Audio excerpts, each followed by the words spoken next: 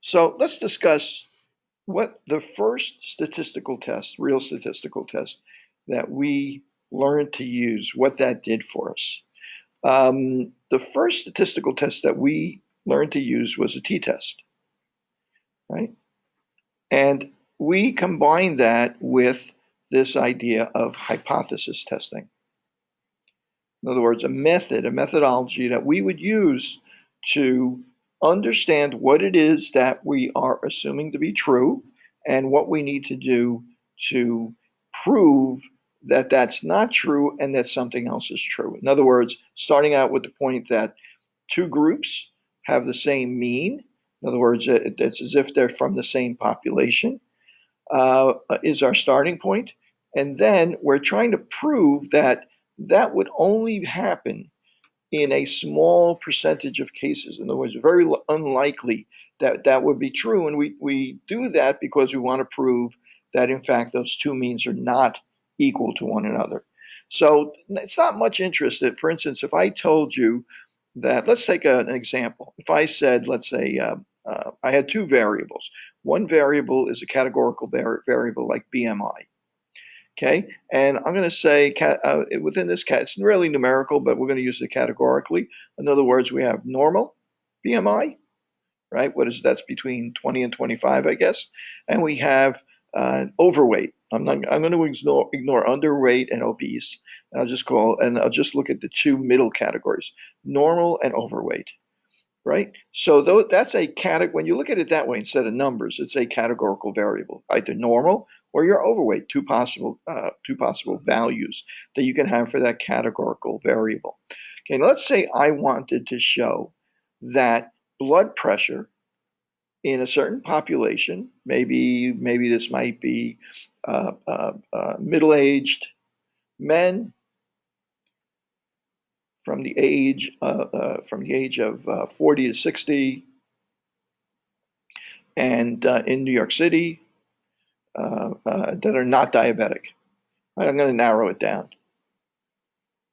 Okay, so let's say I wanted to show that there is an association between BMI and blood pressure.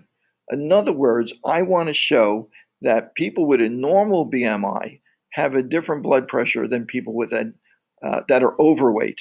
And so I want to show a difference between these two. I want to prove that there's a difference between these two. Well, the way we learn to use hypothesis testing or apply hypothesis testing is we start off with what we call a null variable. In other words, the idea that there is no difference between these two values. Whoops. Just centered here, null variable, right? And that is mu, the mean for people with a normal BMI, is equal to the mean blood pressure for people with an overweight BMI. Okay, so that's our starting assumption. We really want to prove that there's a difference, but we start with the assumption that there's no difference. Then we sample both of these groups. Now, if these two groups if there's no difference between these two groups, then the distribution of the samples that we would take for the normal group might look something like that.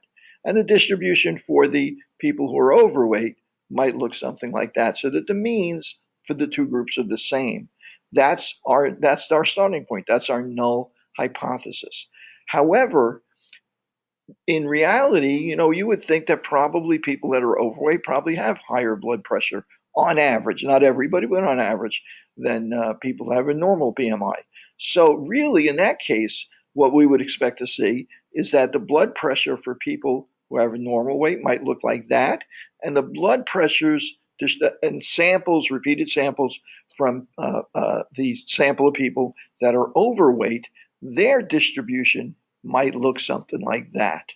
Okay, so this would be the mean of people with normal blood pressure, for mean blood pressure for people who have normal BMI, and this might be the mean blood pressure for people who are overweight, and that's their average blood pressure. Okay, so it's different averages for the two distributions. Okay, now the problem here is that if I take a sample of people who have a normal BMI, right? Well, I could very well wind up with a sample that gives me an average in this area here. In other words, which could be true for both of these distributions. So I might not be able to tell the difference. In other words, there's this much of a chance that I could get a value for this group that's this high, and there's this much of a chance that I can get a value for this group that's that low. So I might actually get a result which doesn't, which would leave me in doubt as to whether or not these really have different means. Okay, so now what I really want to know is how far apart do these have to be, and how far away from each one of these normal distributions, middle of these distributions for these repeated samples, how far away do I have to be in order to demonstrate that this is not true? In other words, I want this area, these areas where the likelihood of getting a blood pressure that's so high that it might be part of this group, I want that likelihood to be less than 5%, right? That's when I'm choosing an alpha of 0.05. Okay, I want less than 5% chance that I would have a situation where that might happen. And how do I do that? Well, one of the ways you do that is increasing your sample size. Increasing your sample size makes your sample distribution narrower. So it makes that area where you might have some overlap smaller. So increasing your sample size will make it less likely that you will inadvertently not reject your null hypothesis. Okay, so that's really what we want to do. We want to start with a null hypothesis, and then we want to be able to say that there's less than 5% chance that that's true, so that we can reject the null hypothesis and accept our alternative hypothesis that the two means are not equal to one another. Okay, so that's what we did with our t-test. That's what we were trying to prove. Okay, well now I'm going to give you another example that we might want to discuss. In this case, I'm going to look at more than two groups. Okay.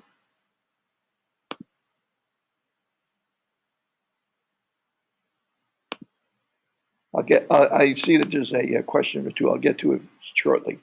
Okay, so now I'm gonna take a look at a situation where there's more than two groups. The same thing. I'm going to look at BMI and BMI as a categorical variable, not a numerical variable, and I'm going to look at blood pressure. Except this time I'm going to look at all four groups. I'm going to look at underweight, normal weight, overweight, and obese. Well, now I have four groups. So I'm going to have four means for blood pressure. I'm going to have a mean for underweight, a mean for normal weight, a mean for overweight, and a mean for obese. Right? So each one of these different populations or samples that I'm going to take are going to have a mean. So if my null hypothesis is, as I would normally structure it, mu for underweight is equal to mu for normal weight is equal to mu for overweight is equal to mu for obese, and I want to prove that they're not equal. Well, how would I do that with the t-test? Well, with the t-test, I would have to focus on two groups at a time. So first, I would have to compare underweight, whether or not underweight is equal to or not equal to normal weight. I would have to underweight is equal to or not equal to overweight. Underweight is equal to or not equal to obese. And then I would have to do underweight. Well, I already did underweight and normal weight there. So normal weight, I'd have to compare that to overweight, and I have to compare it to obese, right? And then let's see, what about obese? Have I gotten those all? Well, let's see. This has been compared to normal weight. So we got overweight, normal. Well, I have to also do overweight and obese. Mu for obese, right? So in order to do this, in order to test all the possible outcomes, maybe this is different from this. Maybe this is, I can reject the null hypothesis here, but maybe not here. But maybe I can here, but maybe not here. Okay, so there's a lot of different possibilities we can have here. Now, I could do that with the t-test, but you can see a problem immediately with the t-test. One is that we have to repeatedly do all these analyses, so pretty cumbersome, right? And the other thing is each time, given that what our constraint was, that alpha is equal to 0.05, each time I run the t-test, what probability do I have of being wrong and rejecting the null hypothesis when I shouldn't reject it? 5%. So every time I do this, right, I have a 95% chance of being right if I reject the null hypothesis, if that's the case. But each time I do it, well, that's a problem. Then the second time, 95% chance of being right, 5% chance of being wrong, 95%. So by the time I multiply 0.95 times 0.95 times 0.95, 0.95, 0.9, I've reduced the probability I would be right by rejecting all of the null hypotheses if that was the case, right? So so that means that my alpha, I've greatly exceeded my alpha. So it's almost like Russian roulette. If I keep running the t-test over and over again, I'm bound to have run into a situation where I would be wrong and reject the null hypothesis incorrectly, right? So I greatly increase what my level of error is going to be by running the t-test consecutively like this. Okay, so I need a test that will do this for me, that will test this null hypothesis, that won't increase our chances of being wrong. And in fact, there is such a test, and that's called analysis of variance. Okay, and that's what we're going to be talking about tonight. Let me take a look at the comments before I move on. Test value in the t-test. Angelia, I have we on the review sessions. We've done that a few times. What I might do is I might perhaps if we have a little bit of time at the end of this session, I might go over the t-test, particularly applying it using SPSS, because as we move on in the future, you're going to be using SPSS to do that kind of test work or some similar software. Okay, but for now, I want to concentrate on this new topic, this idea of this, how are we going to handle multiple categories when we're looking for the mean. Okay, so what I'm going to do is I'm going to also, let me just show you one more picture.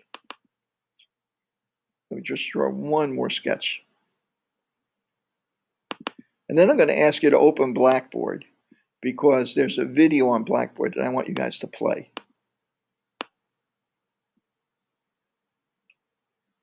Make this a little bit bigger. Okay, so I have, as I mentioned before, I have 4 distributions. I have BMI, normal BMI. I have underweight BMI. I have a overweight BMI. Overweight. And I have a obese BMI. Right? So these are 4 different distributions possibly, right? And I want to see if they're different. Well, if I take a small sample, what's going to happen is if I take repeated samples but a small sample size, then my samples distributions are going to be fairly wide, right? So let's say there isn't much difference between these. Like this is the mean for underweight, this is the mean for normal weight, this is the mean for overweight, and this is the mean for obese. Well, if my sample size is small and my distribution is very wide, well, these overlap quite a bit. It's going to be very difficult to distinguish between them. In other words, to prove that they're different because my sample for underweight and for normal weight, the way this is drawn here, that could very frequently, I might get if I take a sample of small size, like say size 10, if this is the difference between these means for these different groups, very often I might have a sample where my average BMI for my underweight group is actually lower than the result I get for my normal group, right? Which is this area over here, right? So they overlap so much, I could get this looking that might look like it's less than this is, even though the means of the 2 groups are really different. So what I really need is I need to get a big enough sample size. So maybe, what would really be great is if the sample size was so big and the distributions were so narrow of these repeated samples, that they didn't overlap at all, right? That that if I took a sample from this group, it would never be higher than a sample for this group, and this group would never be lower than a sample for this group, and this, and so on and so forth. Well, unfortunately, to achieve that in most situations would take a sample size that's way beyond what we can practically calculate, right? But what we can do is we can take advantage of try and get as narrow a spread in each sample group, as narrow a spread, and hopefully get means that are far enough apart that we can distinguish between these different populations and reject the null hypothesis. Okay, so what does that mean? That means that what I'm after, that means what I'm after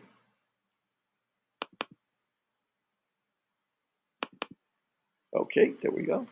That means what I'm after is to get enough of a sample so that my groups, so the variability within my groups is narrow, but the means are far apart, right? So we want the means to be as far apart as possible, right? The further apart the means are, the easier it's going to be to reject the null hypothesis, and the narrower the groups are, they overlap less and will make it easier for us to distinguish. So we want the difference between the means to be big, right?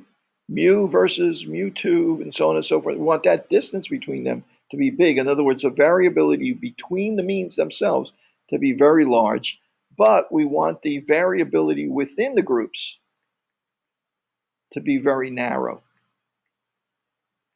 Okay, and if we get a big enough sample size so they're narrow enough, so there's very little overlap and very little chance of one sample group being mistaken for another sample group when we take the mean. If they're narrow enough and the means are far enough apart, and the distribution of sample means is narrow enough, then we can reject the null hypothesis. So what does that tell us? That tells us we can use variance, the variance between the means and the variance within the groups. We can use the variances to predict whether or not we can reject the null hypothesis.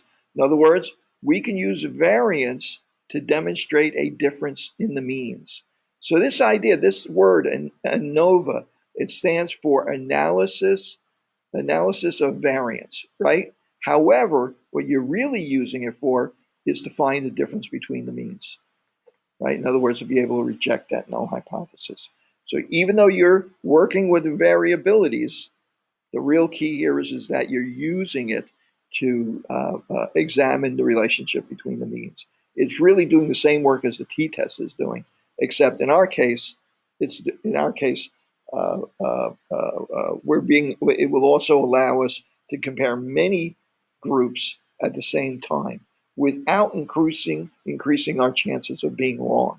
Okay, so we're going to take a closer look at how that works. But first, I'm going to play a video here, and I'm going to pause our recording so that you can, I think it's better if you play it at home, okay, because if I record it, it really makes the file size really big and cumbersome when it's on YouTube.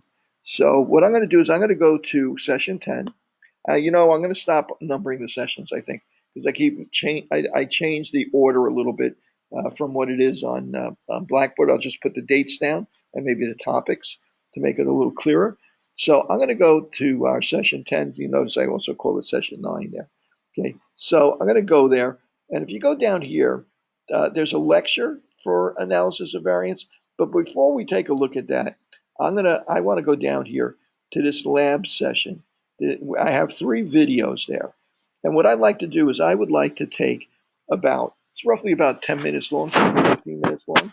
I'd like you guys to pause, go to Blackboard, and play that video.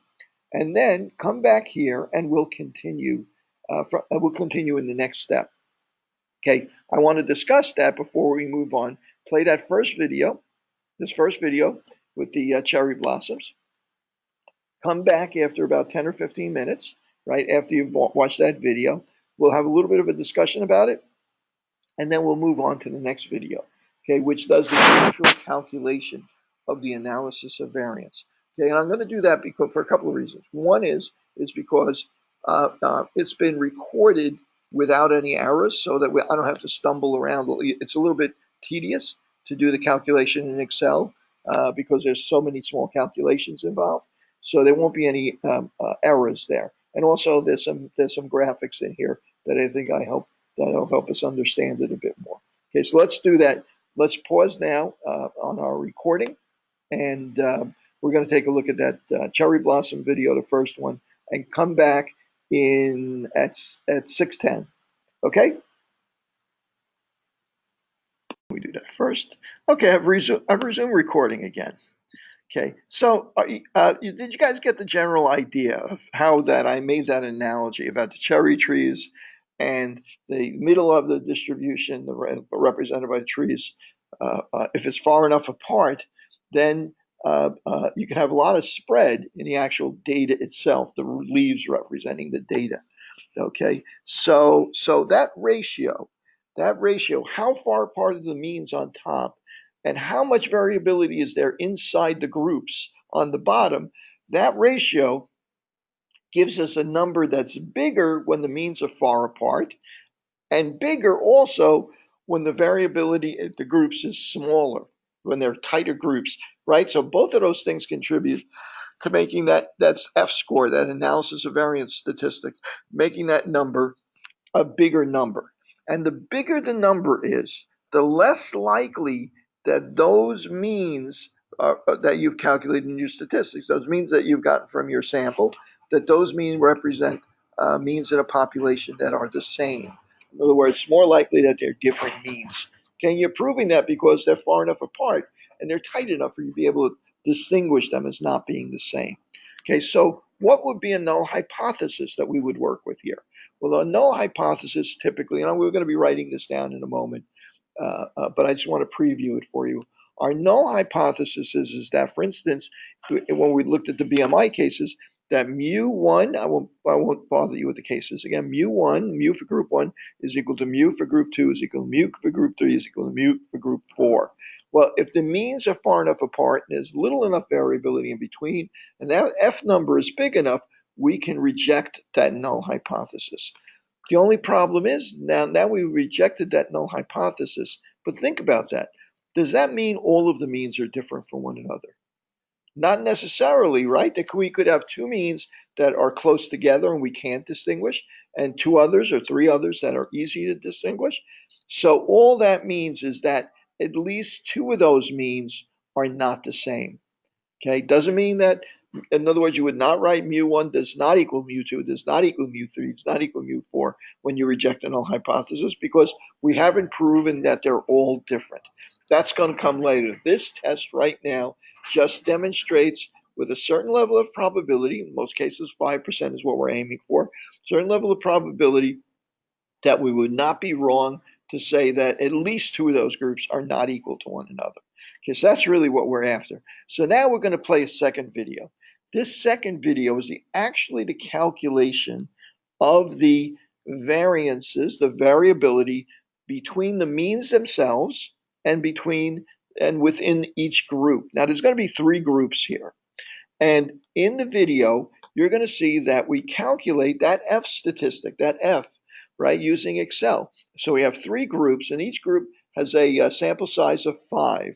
And they're just simple numbers. I just took some numbers like low numbers, make it easy to do the calculation so we don't get bogged down with that. But they're low numbers. And you're going to see that each group, which represents a sample from a population, each mean, you calculate each mean, and you can see them. One mean might be 4.3, another mean might be 5, another mean might be 2.7. You can see that there's differences between the means. Some of them, one of them is further away than the others are, and so on. And within each group, some of the groups are very tight, right? Their numbers are all close together. Other groups are a little bit more spread out.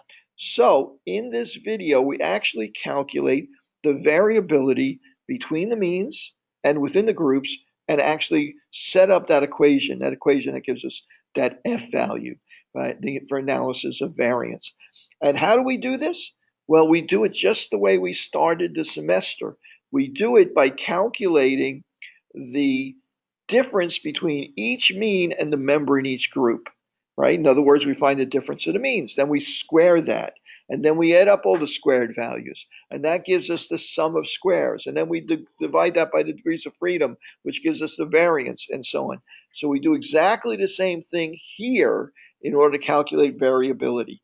We call it, when we work with it later on, we'll be talking about the average sum of squares, which is kind of the sum of squares divided by the sample size, or the degrees of freedom, which is just the sample size minus one, almost the same thing, right? So we're going to calculate the sum of squares for the top of the equation and sum of squares for the bottom of the equation between the means and within each group. Okay, so let's take a look at that video. So I'm going to pause this. This time I'll shut my mouth here. I'll mute myself. Remember to mute myself so you can concentrate on that. So I want you to go back there and watch that second video, ANOVA 2 solving using Excel. Okay, and then I'll drop it to chat again in about 10 or 15 minutes, and we'll go over it again. I would say I think that one takes a little bit longer. So let's call that 6:30, right? Worst case. But if you type in there that you got it done early, just let me know, okay? And we'll come back a little earlier, right? So 6:30-ish, okay? So let's do that. I'm going to pause the recording, go to that video, and we'll pick up from there. Okay, I'll back up a bit. So in this video, we observed how to calculate the F statistic for analysis of variance using Excel. We actually went through the mechanical process of calculating the sum of squares within the groups, the sum of squares between the groups, and actually finding the number that represented that value. What the variability was between the means versus the variability within the groups. Once we got that number, we were able to compare it to a table where we could observe what the critical value of F had to be, how big F had to be for us to reject the null hypothesis that all of the means of the groups are the same. Okay, and in fact, in this case, we managed to do that.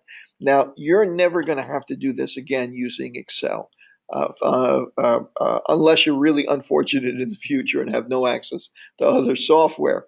Obviously, SPSS and other software, SAS, are all these other available vertical applications for statistical software, are going to do this, run through these calculations much more efficiently for you. In fact, we're going to give it a try with SPSS now. But viewing that, now you know what this calculation involves. You understand where this statistic came from and why you have to exceed a certain value, in other words, a critical value of F, in order to reject the null hypothesis, why that number is so important. The other thing you should recognize as well is that even if you exceed that critical value of F and you reject the null hypothesis is that they're all equal, right, that reject that null hypothesis, then your alternative hypothesis is not that any specific pair of them are different, or groups of them are different, or all of them are different. It's that at least two of them are different. Okay, that's really all you know, is that they're not all equal. Or, in other words, that at least two of them are different. Perhaps three of them are different from one another. Maybe all four of them are different. But we have to go further in order to figure that out. And in order to do that, it's going to be much more efficient to use SPSS, instead of Excel. So it's going to be worth our while maybe to give this a try with SPSS as well. So I'm going to see if I can't find that data set. I think I might have it here. Yeah, I do have it here. So I'm going to go here. I'm going to save that data set for myself. I think I already did, as a matter of fact, in this session folder. You notice again, I used different numbers for the session. Here it is, SPSS demo for ANOVA. So I'm going to open up this data set, and presumably this is the same data set that we were just viewing, where we solve the problem, the analysis of variance. We calculated that statistic using Excel. So if I'm right about that, we'll be able to open this up and give this a try. And there's my warning again. I really need to Really need to get my credit card out and pay for this, I guess. Which is the one we're using? What's that? Which data set? It's let me just get to the SPSS demo for ANOVA. That's correct. That's the one. SPSS demo for ANOVA.sav. Okay, so I'm going to take a look at this. First of all, let's take a look at the data view. On the data view, you see the same numbers. You'll see the groups designated by 1, 2, and 3. Those are our 3 groups that were sampled. Okay, each group has 5 values in it. Okay, and those values are here, and they're identified as measurements. Okay, whatever measurements they happen to be. So let me. Oops. My network's a little slow, so it's slowing me down here. I'm going to go to the variable view. If it'll respond, there we go. And you can see that measurement is a nominal variable, and the measurement should be a numerical variable or scalar variable. So I'm going to change that. Okay, I'm going to change that to a scalar variable to make sure that's right. But the groups 1, 2, and 3 are a nominal variable. Okay, that's correctly identified as a nominal variable. And if I go over here to values, I named the 3 groups Fred, Jim, and Alice. They could have been hospital number 1, hospital number 2, hospital number 3. It could have been experimental group 1, experimental group, experimental. I just gave them silly names. Okay, in fact, I think I came across that. This data set on the internet or something like that, and that's the names that they happen to use. Okay, so at any rate, those identify the groups. So now I'm going to go back to my data view. Okay, and I'm going to turn on value labels so I can see the 3 groups that I'm dealing with. These are the same numbers that you were working with in Excel. Okay, so now I'm going to go over here to Analyze. Now, there is Analyze, and I'm going to go, what am I doing here? I'm using variability to do something. What am I doing? I'm comparing means. Even though I'm using variances and the relationship between the variability between the means of the groups and the variability within the groups, even though I'm doing that, I'm actually comparing the means, is what I'm really after. The same grouping under analysis, under analyze, that was our one sample t-test, independent sample t-test, paired sample t-test. That same grouping also has analysis of variance because it's used to the same end. I'm going to click one-way analysis of variance. Now my dependent list. Remember, just like in the t-test, I had to tell it what we're finding the means of. That's our measurements. I'm going to put that in there. Okay, and then in my factors, I'm going to put in the different groups. In other words, how should it break up those groups in order to do the analysis? So I want those measurements broken up into 3 groups so I can compare the means of each of those 3 groups. Okay, so I'm not going to hit any of these buttons at this point. I'm just going to go ahead and run my analysis of variance and see what kind of result that I get. I'll click OK. And I get a table out of this. Let's examine this table. Okay, so the sum of squares between the groups is 17.2. Wow, that number sounds familiar. Same number that you did when we calculated the sum of squares between the groups. In other words, the means previously. And 25.2 is the same number that we got when we added together all the sums of squares within each one of the groups. And then we took the sum of squares between the groups, the means, in other words, divided by the degrees of freedom, which we discussed in that exercise. We said that was equal to the number of groups minus 1. 3 groups minus 1 degrees of freedom is 2. So we wind up with a mean sum of squares of 8.6, average variability of 8.6. Then we did the same thing with the variability sum of squares, total sum of squares within each of the groups all added together, which was 25.2. Divide by the degrees of freedom. And what was the degrees of freedom there? It was the number of total people that we sampled, totals that was sampled, minus 1 for each one of the groups. Okay, so it was 5 minus 1 plus 4, 5 minus 1 plus 5 minus 1, or 12. Okay, 15 minus 3 is 12.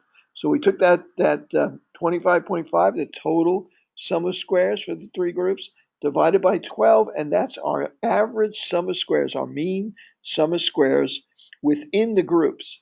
And our F statistic is equal to the variability between the means on top divided by the variability within the groups on the bottom. So 8.6 divided by 2.1 is going to be equal to 4.095.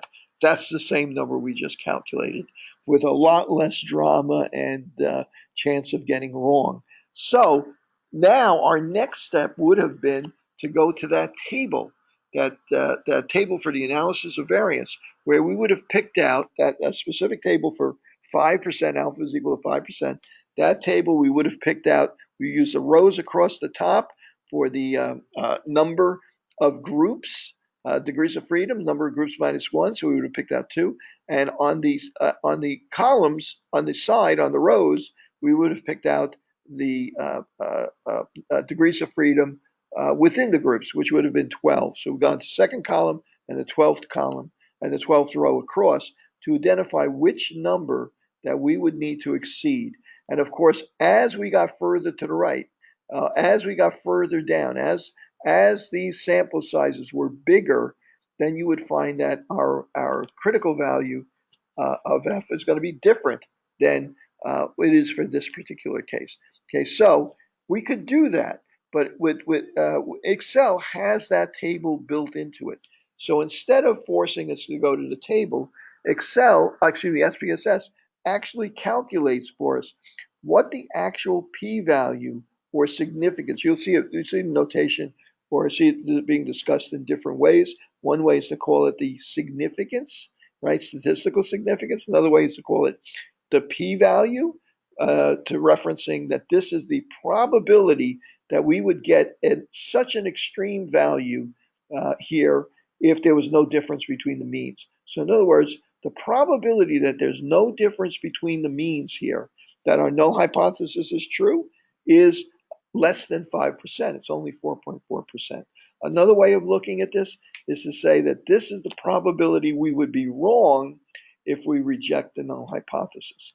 So our chances of being wrong if we reject the null hypothesis is 4.4%, 0.044, which is less than 5%, which is our alpha. So just like we did before when we actually went to a table for critical value, just like that, with the same numbers and the same calculation, except doing it with Excel, we again reject the null hypothesis. Okay, so now we've demonstrated with the level of certainty that we've chosen, alpha equals 0.05, that we can reject the null hypothesis and accept the alternative hypothesis. The only thing we have to be careful about is that alternative hypothesis is now different than our null hypothesis. All we can say is that not all of the means are equal to one another. In other words, that at least two of them are different, maybe more are different, but we don't know which ones are different or how many of them are different at this stage. Okay, so any questions about that so far?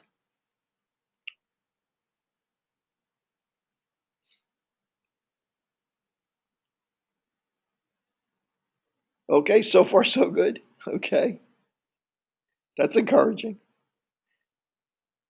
All right, so now, how do I resolve this now, though? I mean, it is nice to know that some of them are different than others, and that we've avoided that trap of comparing all of these things that we have in the t-test, where if we did it repeatedly, that we would add up, we wind up with a much greater error than we would want to tolerate. Okay, so how would we handle this now that we know that there's a difference? Well, if we fail to reject the null hypothesis, if this is less than 5, if this were greater than 5%, this p-value or significance, probability we would be wrong if we reject the null hypothesis. If this is greater than 5%, well, now we can't justify going any further.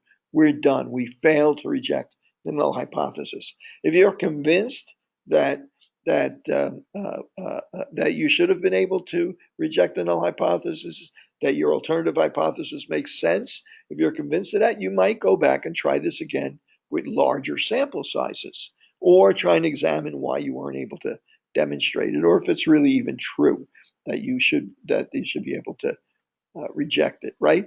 So if you had a number greater than 0.05 here, you're done. Since this is less than 5%, it justifies us going further with this. If this were not less than 5%, I wouldn't be going any further at this point. Okay, so let's go back here and let's take a look at what else I can do here. I'm going to go back to analyze, compare means, and one-way analysis of variance. Okay, so let's take a look at this now. So I have some options here. I'm going to skip all these others. I'm just going to this one called post hoc. Any of you people take Latin? Anybody want to take a wild guess at what post hoc means?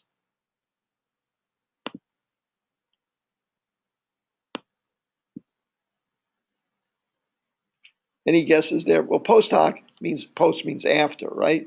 And hoc means fact. So this is after the fact, basically, is what we're saying. So after you've proven, after we've established the fact that two of these means are different from one another, right? Now we can try and examine which two are different from one another. So there are a variety of strategies that can be used to determine that. And that's why we have a variety of post hoc tests. Some of these are better used for certain situations like paired samples or for certain kinds of data. Uh, uh, uh, Others are, some of them are very conservative, some of them are less conservative, right? But the most popular are Bonferroni and Tukey, right? Those are the two most popular. We're going to focus for our purposes. I don't want to go into right now why you might want to use one over another and so on and so forth. But for our purposes, we're going to stick with Bonferroni right now. Okay, so this is a technique that's going to calculate the probability of being wrong if we reject the null hypothesis for each individual combination of means. In other words, mean 1 versus mean 2, mean 1 versus mean 3, mean 2 versus mean 3, and so on and so forth. Every possible combination. Okay, now you might say to yourself, why didn't I just do that to begin with to see if any of them were different? Well, that's cheating. First, before you can go to the post hoc test, you have to demonstrate with analysis of variance that there is a difference between the means without exceeding your allowable level of error, right? So you can't just go to the post hoc test without proving that first, without rejecting your null hypothesis first. But now that we've done that, we can go ahead and run our post hoc test. So I'm going to click continue, and I'm just going to continue with the same analysis. You'll see the output come up with the same table again for our analysis of variance, but then you'll see an additional table here. Let's take a closer look at this additional table. So this is comparing each one of the different groups, the means of each one of the different groups with respect to the other two groups. And in fact, SPSS goes for every possible permutation, even though some of them are really a duplicate of the other. So for instance, if we compare Fred and Jim, the means of Fred and Jim, the probability that we would be wrong if we reject the null hypothesis that those two means are equal to each other is almost 32%. Well, that's not acceptable. I'm not gonna reject that hypothesis. Well, how about between Fred and Alice? Well, the difference there is 0.045.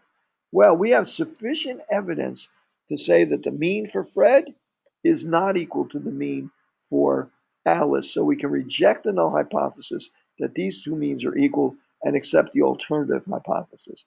Just to show you what SPSS does, it's kind of a little bit weird.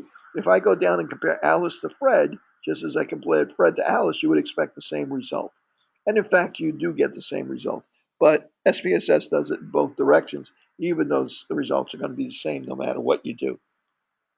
Well, how about we've got Fred and Jim and Fred and Alice. How about Jim and Alice? Well, Jim and Alice, not so good. How about Jim and Fred? Well, not so good there either. So the only two means that we can say, the only alternative hypothesis that we can accept is that the mean for Fred, the mean for Fred is different from the mean for Alice.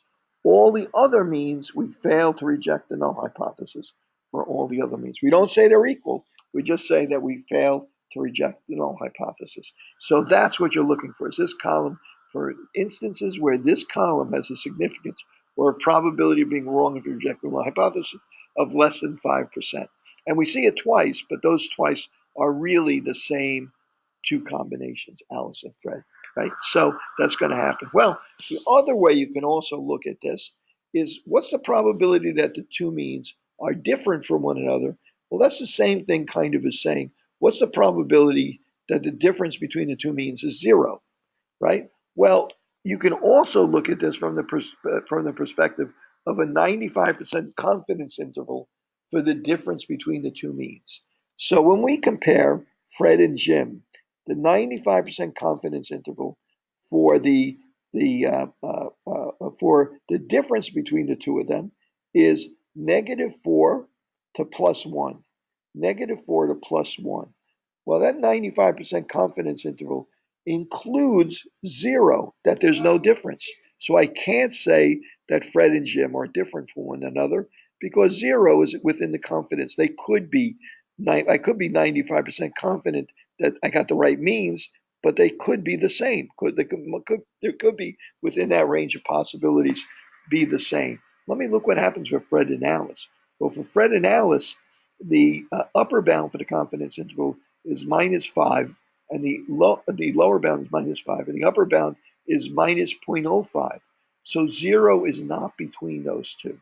So that's more evidence using confidence interval for the difference between the means, right? Instead of the p-value, that's more evidence that I can reject the null hypothesis for the mean of Fred being equal to the mean of Alice, right? So anytime you see this significant -0.045, under 5%, it's likely almost certain that you'll wind up with a confidence interval that does not include a difference of zero between the two means. Okay, so you can look at it either way, but it's that simple. That's the way you would do this analysis. Okay, so how about now? How are you guys still comfortable with this? And it should be kind of easier now doing it with SPSS. Certainly the mechanics are easier. Okay, good. A lot better than the t-test. It's the same as the t-test. Not only is it the same as the t-test, but uh, for me to explain why it's the same as the t-test would be a mind-bending exercise. But think about this. When we do a t-test, what are we doing? We're taking two means from two groups, and each of those groups has its own variability within the group. And each of those means are a certain distance apart.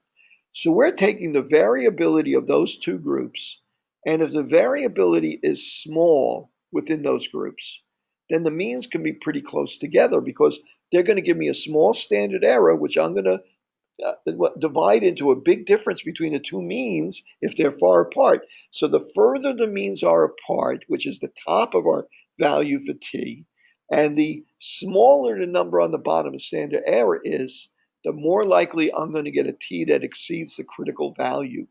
So when I do the t-test, I'm really doing something that's very similar to the analysis of variance. In fact, if I get a chance to do it, I'm going to take some. Let me take one. Let me see if I can't quickly find a data set that we've used for the t-test. I think this is worth looking at so you can see that there really is a similarity between these tests. I think in here I have some samples for a t-test. Okay, I'm going to take this one over here. This is a simple one. Just a two sample t-test. It doesn't really matter which one I use here. I'm just going to use this as a demonstration. Okay, two sample t-test. Let me open this up in SPSS.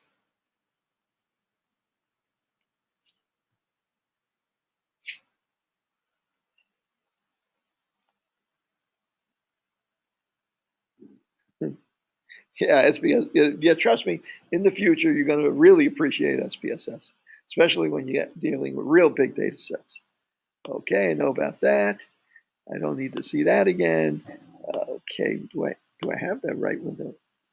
Two sample t-test. Okay, here's my two sample t-test. And this was male and female. It was gender was my categorical variable. I had female and male, two groups, and these are the values that I had for each group. So I'm going to compare the means for the female sample to the means for the male sample using the t-test. So I'm going to say analyze descriptive statistics, and I'm going to go, compare means, independent samples t-test, and I'm going to put the values into the test variables, and I'm going to put gender into the grouping variables.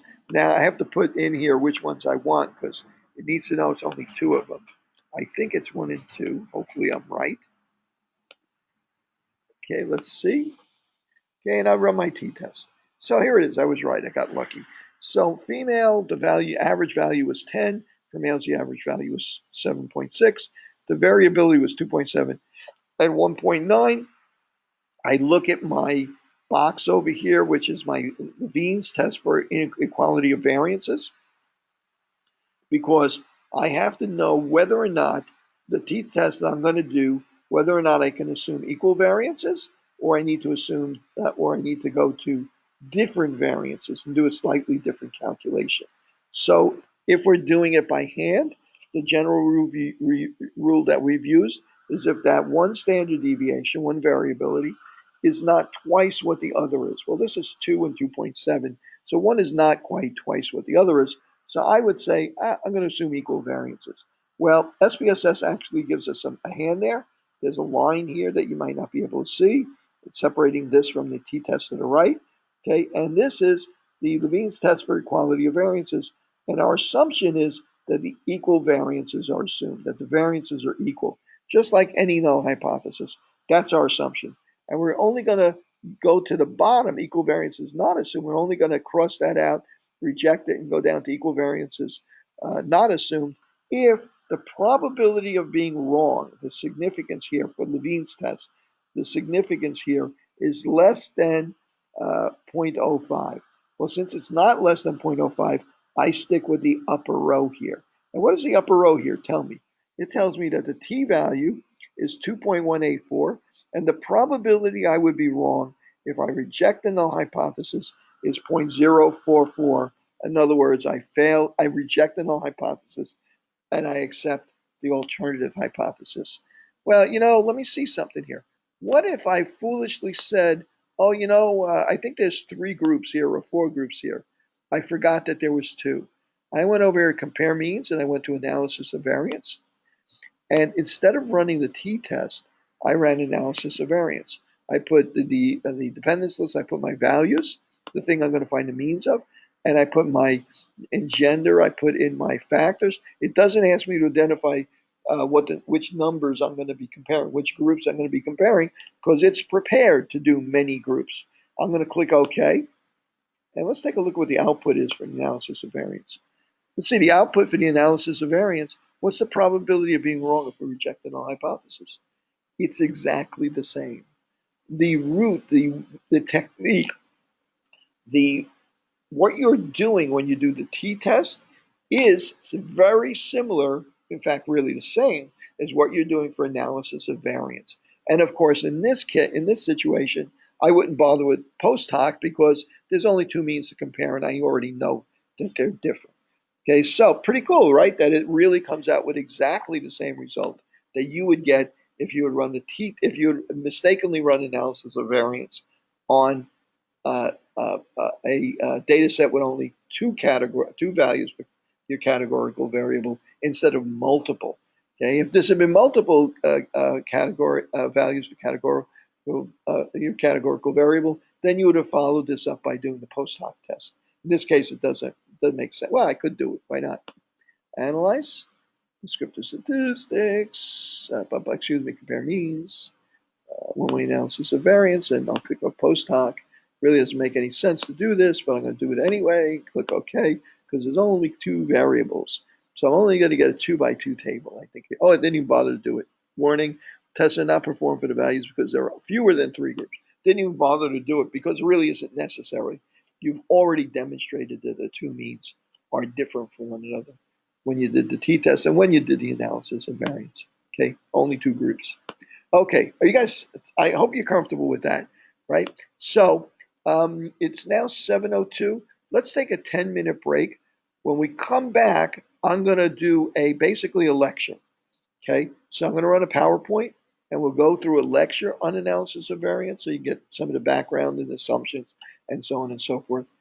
And then when we're done with that, then I'll give you maybe an example or two that you can work on your own, and then we can come back and work on it together. Okay, so let's take 10 minutes. Let's go to 7:15. It's 7:03 or 7:04 now.